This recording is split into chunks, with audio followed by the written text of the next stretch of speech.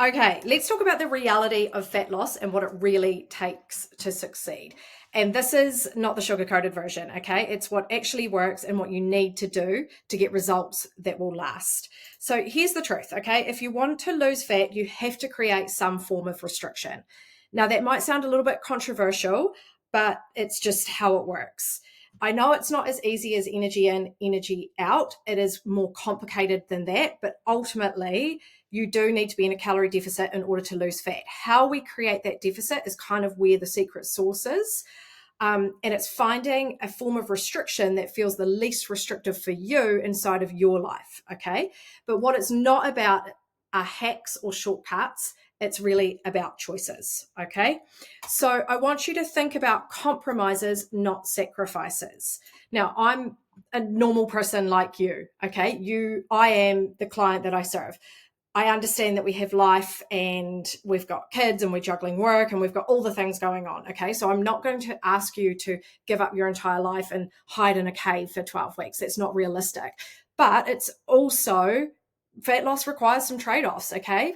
And that's why I often refer to compromises, not sacrifices. More compromises, faster your progress. Less compromises, slower the progress. But progress is progress, right? Forward is forward. So as long as you're going in the right direction and you're making progress, you're winning.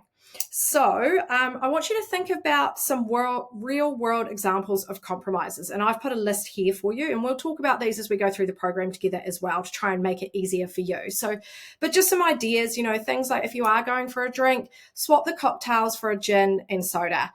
Have half a pizza plus a side salad instead of the full pizza. One scoop of ice cream instead of three, skip dessert if you're not hungry, bring your own snacks to the movies if you're going with the kids, drink water between alcoholic drinks, offer to sober drive, share an entree with your friend instead of having your own, choose the grilled fish over the fried chicken at the restaurant, use low calorie dressings and sauces. I'll give you recommendations for those. Cook once, eat twice to try and avoid impulsive eating. And be open to swapping high calorie foods for low calorie substitutes, which I'll obviously guide you with as well. Those are just some of the ideas that might work for you inside of your life. Okay. So it doesn't mean giving up your life, but it does mean being intentional and making different choices. So I want to introduce you to the hell yes or hell no method that I often use with a lot of my clients. I want you to ask yourself, is it really worth it? We have a tendency in today's society, and particularly at our age, is we tend to treat everything like a special occasion. So there's a difference between social events and special occasions. Special occasions, things like birthdays, holidays, anniversaries, Christmas, go all in, guilt-free, like go for it. But social events are things like your weekly dinners, your casual drinks, your husband's work do. And it's reasonable that we'll have to navigate these with intention, because if you treat all your social events like special occasions, you're not going to make progress, okay? Because if you overindulge 1 to 2 times a week, up to 100 days a year, that will quietly undo your progress throughout the year, okay? So save indulgences for moments that matter. So if it's not a hell yes, it's a no, okay?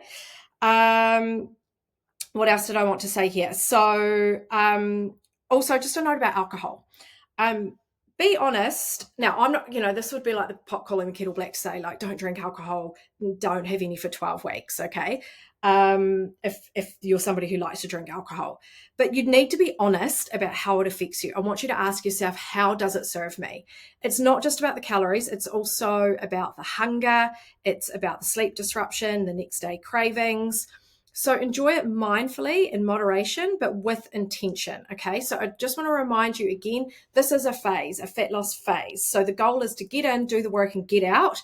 We're not trying to live in a deficit forever, and it's reasonable that you're going to have to make some compromises. So I want you to focus on consistency over perfection. So one bad day won't ruin your progress. It's the average of what you do most of the time that determines your progress, okay? But you also need to stop chasing hacks. There's no cheat code that will give you results without effort. So stop wasting time looking for shortcuts, and you need to kind of just start doing the work. Like, the time's going to pass anyway, so you might as well use it well, okay? So yes, it will be hard sometimes, but that's not a reason to quit. It's just reality. And is being consistent hard? Yes, but so is feeling unhappy in your body. So is chronic dieting. So is ignoring your health. So you kind of have to like pick your hard, choose your hard, you know? And fat loss, it really isn't about perfection. It is about that consistency. So one poor choice didn't get you here. Okay. It was consistently poor choices over time. So likewise, you don't need to be perfect. You just need to be consistently decent. So just another note about the scale here as well. Progress isn't just the scale. It's how you feel, how you behave, and how you show up.